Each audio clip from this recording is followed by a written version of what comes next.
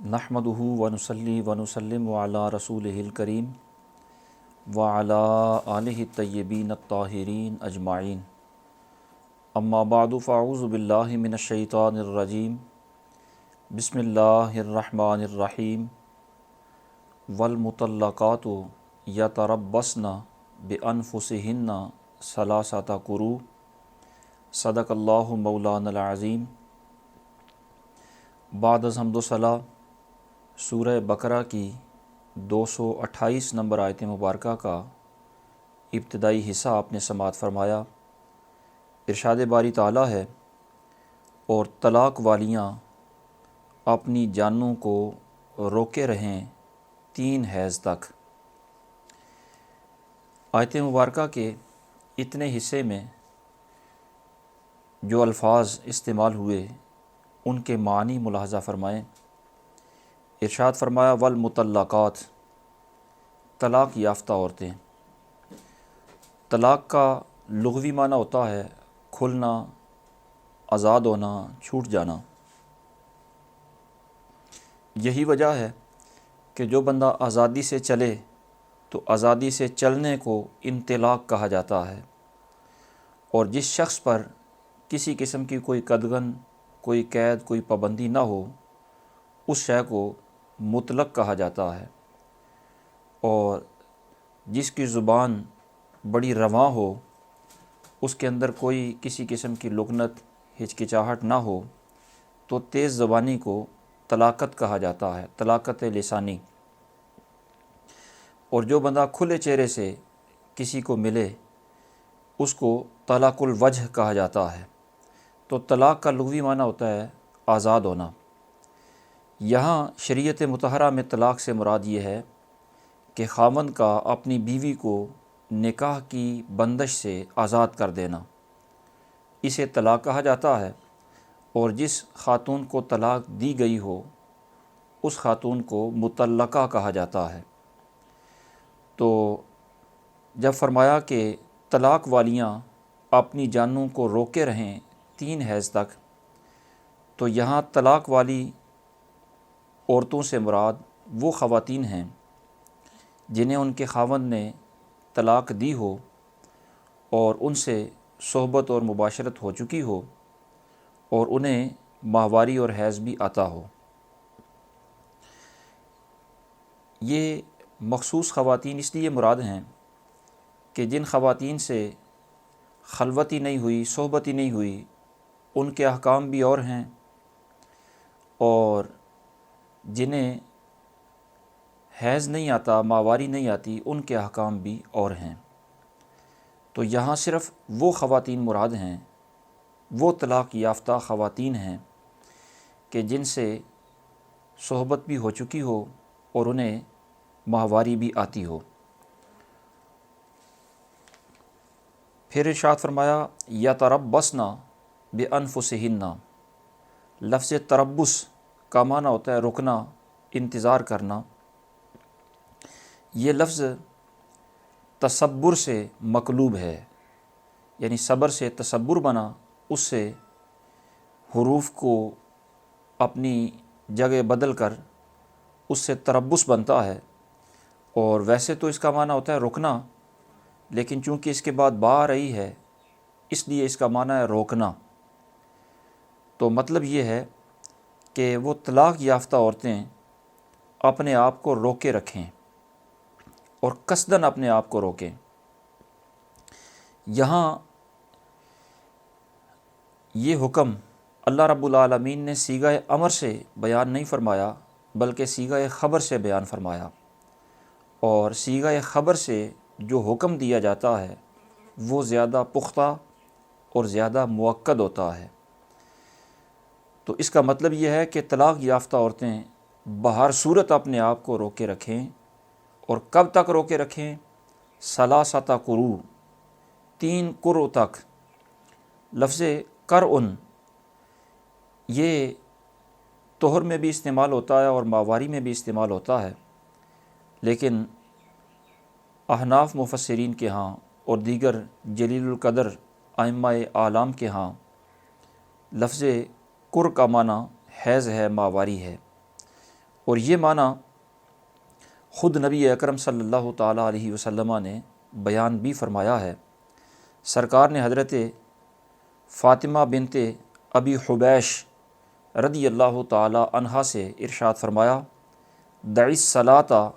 ایام اقرائک، کہ انہیں چونکہ استحاضہ کی بیماری تھی تو سرکار نے فرمایا کہ جو ایام حیض ہیں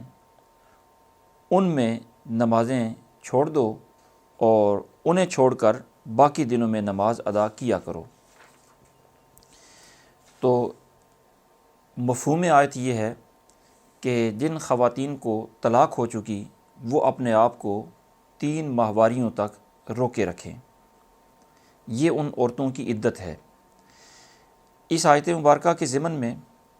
مفسرین نے جن مسائل شرعیہ کو بیان فرمایا ان میں سے پہلا مسئلہ تو یہ ہے کہ طلاق کے بعد مطلقہ خاتون پر عدت گزارنا فرض ہے، اور عدت کے اندر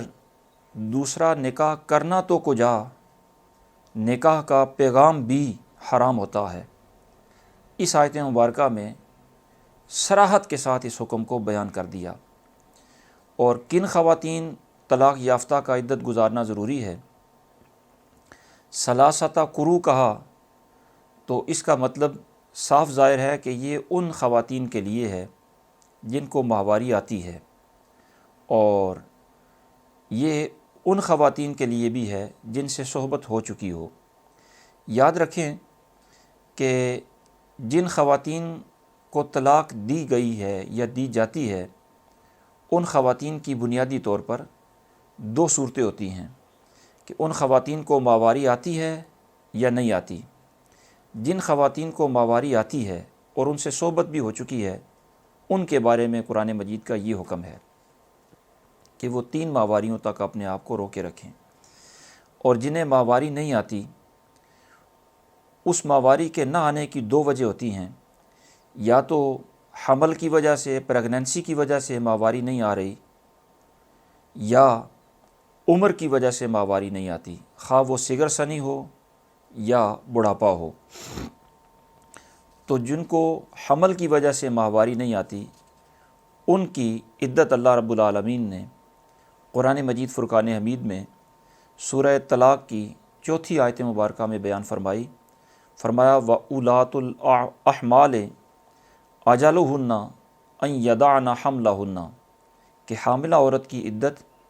وہ وضع حمل ہے، بچے کی پیدائش پر اس کی عدت جا کر ختم ہوگی، خواہ بچہ طلاق کے کچھ دنوں کے بعد پیدا ہو جائے یا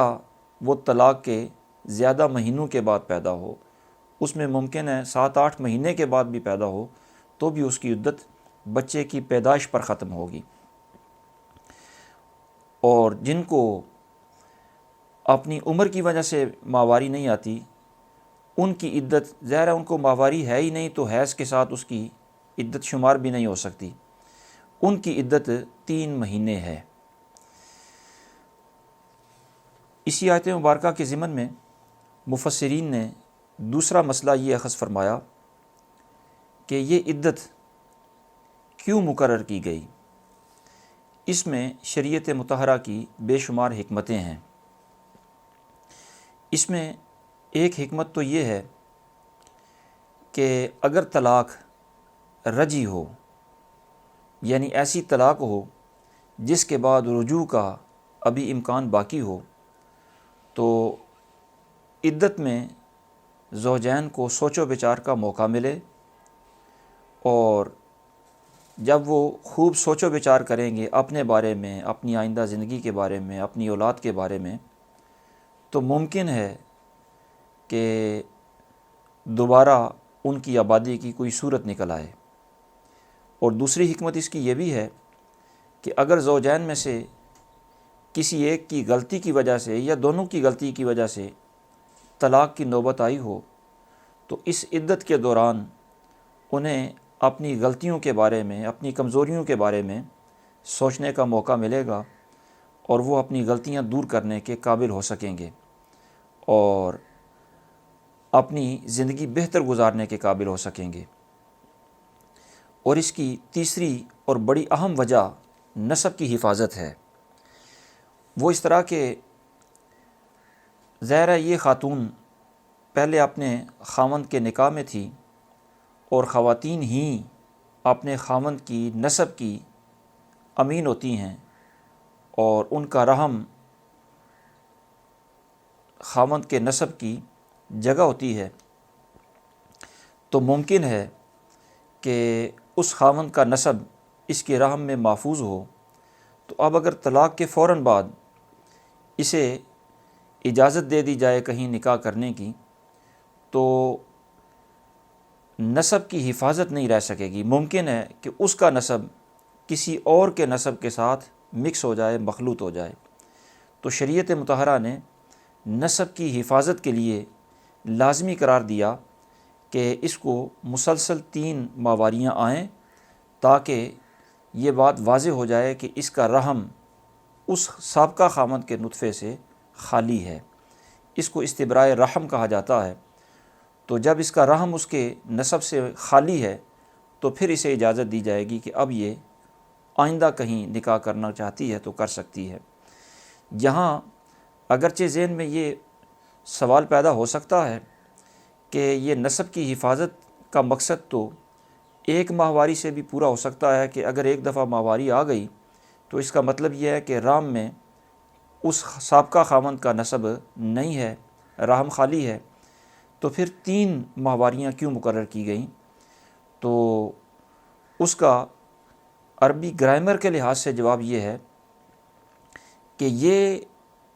جو بات ہے کہ ایک رحم سے، ایک ماہواری سے رحم کا خالی ہونا معقول ہے، سمجھ آ سکتا ہے، یہ قیاس ہے، یہ انسانی عقل ہے۔ جبکہ یہاں اللہ رب العالمین نے ثلاثۃ قروء لفظ خاص ذکر فرمایا، اور جب کوئی حکم خاص آ جائے تو وہاں قیاس کو اور انسانی عقل کو ترک کر دیا جاتا ہے۔ یہ تو اس کا عربی گرامر کے لحاظ سے جواب ہے۔ اور دوسرا طبی لحاظ سے علماء نے اس کا جواب یہ بھی دیا ہے کہ اگر ایک ہی ماہواری کو کافی سمجھا جائے تو بعض اوقات ایسا ہوتا ہے کہ کچھ خواتین میں بعض اوقات خون جاری ہوتا ہے، اور حالانکہ ان کے رحم میں نسب بھی، نطفہ بھی موجود ہوتا ہے، تو جب وہ خون جاری ہوتا ہے تو اس خون کے جاری ہونے کی وجہ سے وہ سارے کے سارے اثرات خارج نہیں ہوتے، بلکہ کچھ اثرات اس کے باقی رہ جاتے ہیں،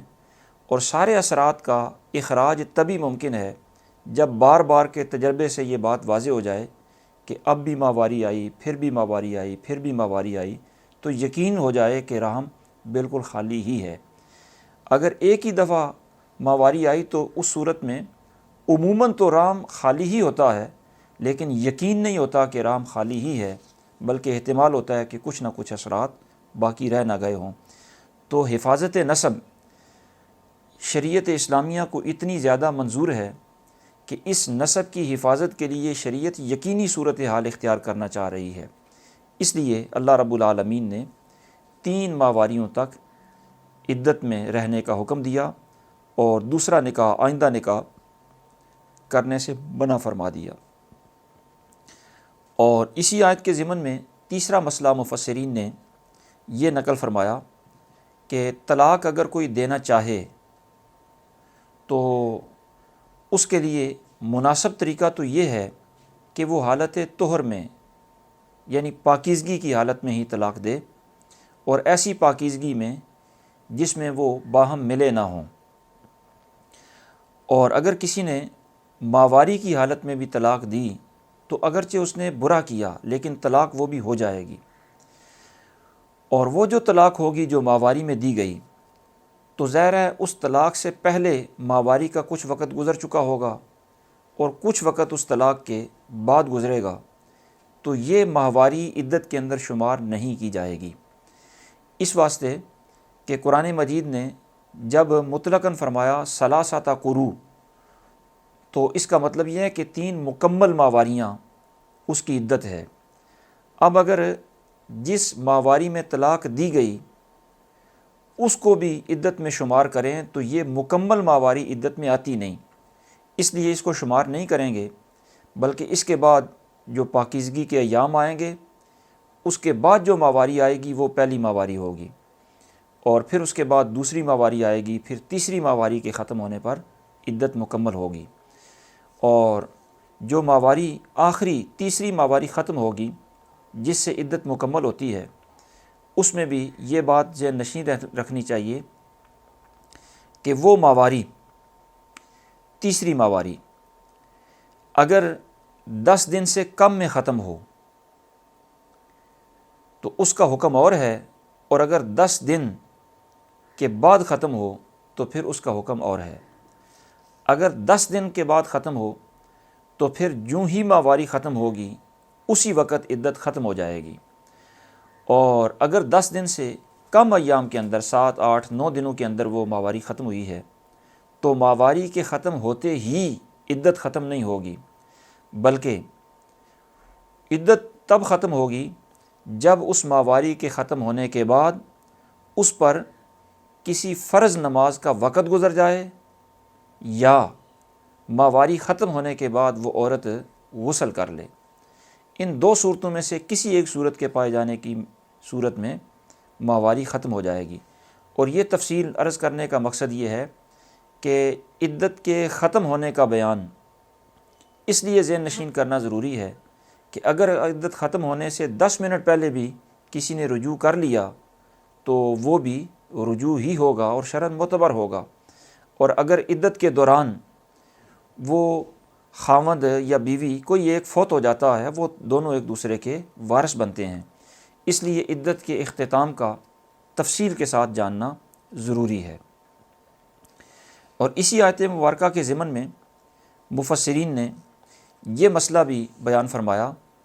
کہ عدت گزرنے کے لیے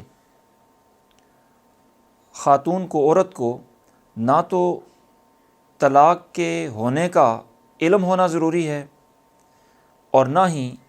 ظاہر ہے طلاق ہونے کا علم ہی نہیں ہوگا تو عدت گزارنے کا علم بھی اسے نہیں ہو سکے گا۔ اگر کہیں ایسی صورتحال پائی گئی کہ کسی خاتون کو طلاق ہو گئی، عدت کا وقت بھی گزر گیا،